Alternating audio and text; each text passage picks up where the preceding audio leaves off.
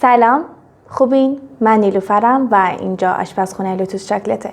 امشب قراره با هم چیزکیک سن سباستین درست کنیم. تا آخر این ویدیو با من همراه باش چون قراره همه نکاتش رو بهت آموزش بدم.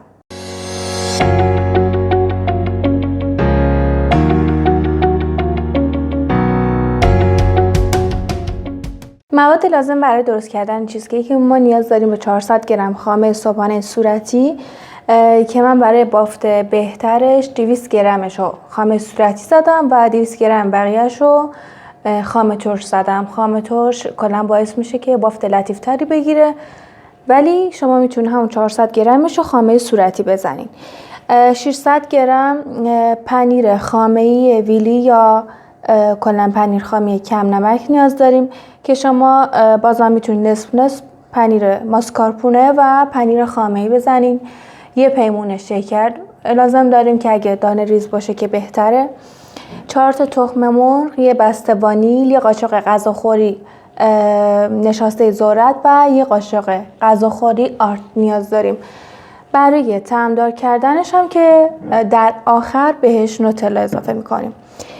برای مرحله اول و شروعش ما میایم پنیر خامه‌ایمون رو توی ظرف میریزیم.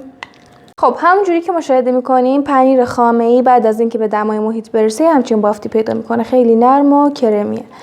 پنیر خامه‌ای که توی یخچال خیلی سفته، بنابراین باید بیاد بیرون از یخچال برای اینکه شکرایی که قراره باهاش مخلوط بشن کاملا حل بشه.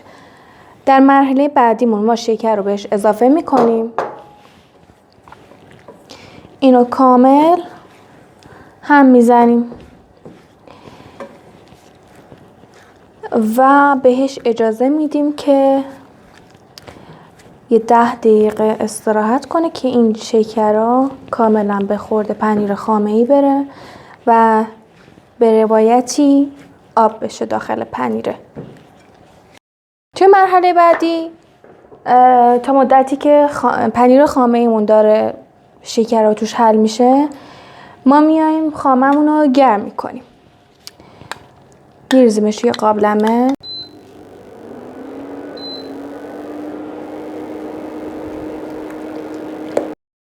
زمانی بهش وانیل رو اضافه میکنیم که دمای خامه یه خورده بره بالا.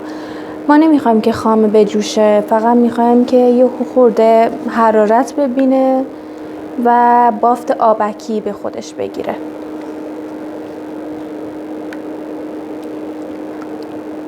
خامه از بغل داره شل میشه. خامه که به این صورت شل شد ما وانیل رو بهش اضافه میکنیم. بهتره که غلاف وانیل اضافه کنیم. حالا من چون غلاف وانیل توی دسترسم نبود، از پودر وانیل یا عصاره وانیل هم میتونی استفاده کنی. اول نصف مواد رو اضافه میکنیم،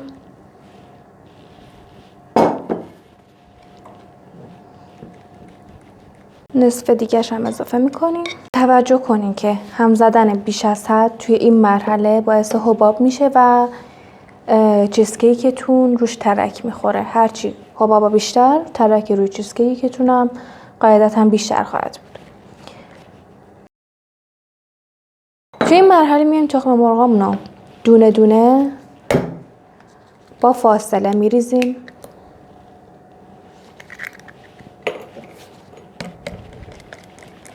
بعد از ریختن هر تخم مرغ اونو به طور کامل هم میزنیم. بعد میریم سراغ تخم مرغ بعدی. توجه داشته باشین که من 2 تا تخم مرغ که زدم یه دورگیری میکنم دور ظرفم و یه قشنگ اون تخم مرغی که به لبه ها چسبیده باعث بوی زخم نشه و همه موادم یک دست قاطی بشه. دور آخرم دورگیری میکنم که هیچ باقی مونده تخم مرغی نباشه. من میام آرد روش الک میکنم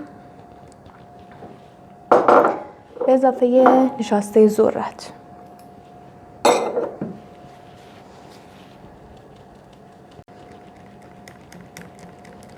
حالا در حد یه پینچم نمک میزنیم.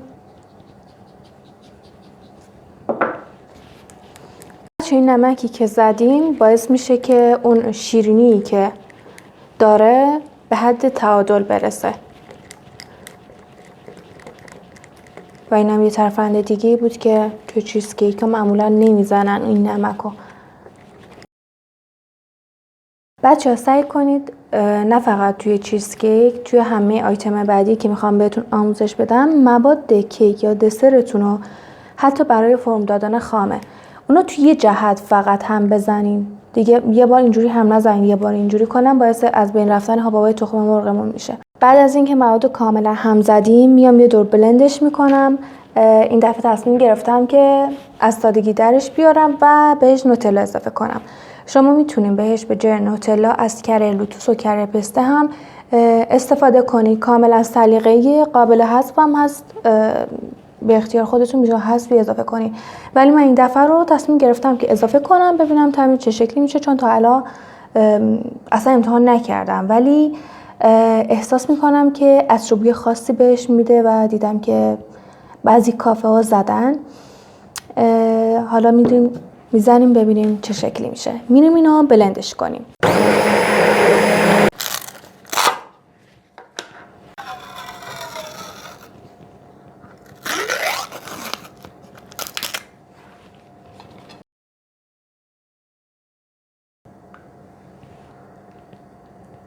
در حد یه قاشق فقط اوکیه. حالا من یه قاشق کاملا سرپر زدم.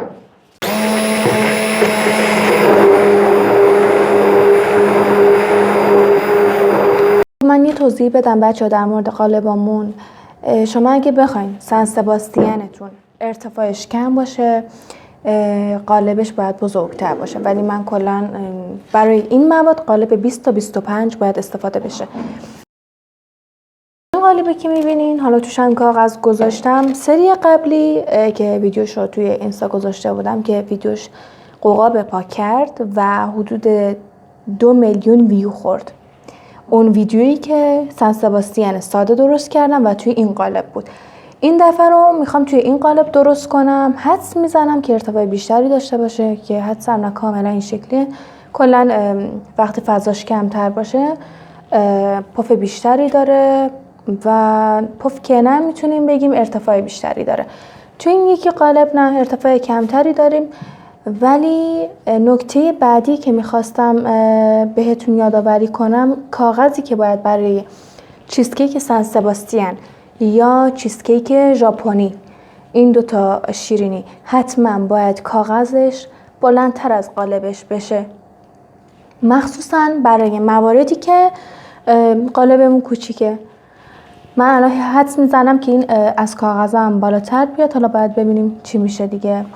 فرم روشن کردم، روی 200 درجه است، المنت پایین با فن روشنه و الان میخوام این سن سباستیان رو علک کنم توی این یکی قالب. فقط خواستم بهتون معرفی کنم که اینم هست، دل بخواهیه. بازم با توجه به ارتفاعی که لازم داری میتونی قالب رو حالا متغیر عوض کنین. فقط شما باید دور تا دور کارو کاغذ روغنی بزنین. حالا روغنم نزدین من یه کوچولی لبه هاشو زدم به خاطر اینکه این کاغذ وایسه، چون بعضیا بچه کاغذ رو مچاله میکنن بعد دورش میزنن. کاملا اینم سلیقه‌ایه. من خیلی حساسم نسبت به این موارد و دوست ندارم بغلای چیزکیکم چروکیده بشه، واسه همین با یکم تلاش زیاد صافش کردم و دوست داشتم که بغلش هم صاف باشه. الان این مرحله سخت‌ترین مرحله است، چون یه دستی میخوام کار رو انجام بدم. اینو آروم میریزم توی علک.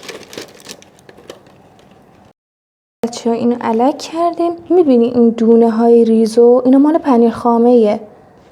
پنیر خامه‌ای که حالا هر چقدر بلندش کنین و هم بزنین و ترکیب کنین هم دونه های نوتلاییه که حالا از علک رد شده. این دونه ها باقی میمونه. واسه همینه میگیم اگه میخوای بافت بهتری داشته باشی، لطیف تر باشه، حتما اونو از علک رد کن. این ریزه کاریاست که بافت بهتری به شیرینیاتون میده نسبت به دفعات قبلی که داشتین درست میکردین. میخوام با این سیخ چوبی حباباشو بگیرم و به صورت دورانی میگردونم. این حرکت رو میتونیم برای کیکاتون انجام بدیم، به جای اینکه بکوبین زمین. حالا برای چیز کیک رو میکوبیم زمین، ولی برای کیک های دیگه اونو نکوبین، با سیخ چوبی اینجوری دور بزنین، حباباش خیلی بهتر خارج میشه.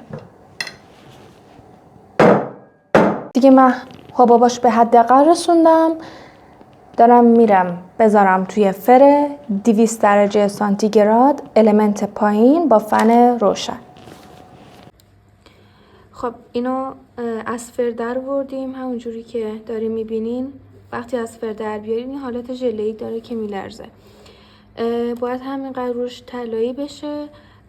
به مدت 3 الی 4 ساعت باید بذاریم توی دمای محیط که قشنگ خنک بشه و اون حالت کاراملی داخلش ببنده، یعنی با این گرمایی که الان داره مغز پخت بشه. بعد از اون 3-4 ساعتی که توی دمای محیط موند، یه خورده پفش میخوابه که اصلا این جزء اصول چیزکیک سان سباستیانه. بعد از اون حتما حداقل 12 الی 24 ساعت باید توی یخچال استراحت کنه و بعد از اون میتونه اسلایسی برشش بدین که هم به صورت سرد سرو میشه و هم به صورت گرم.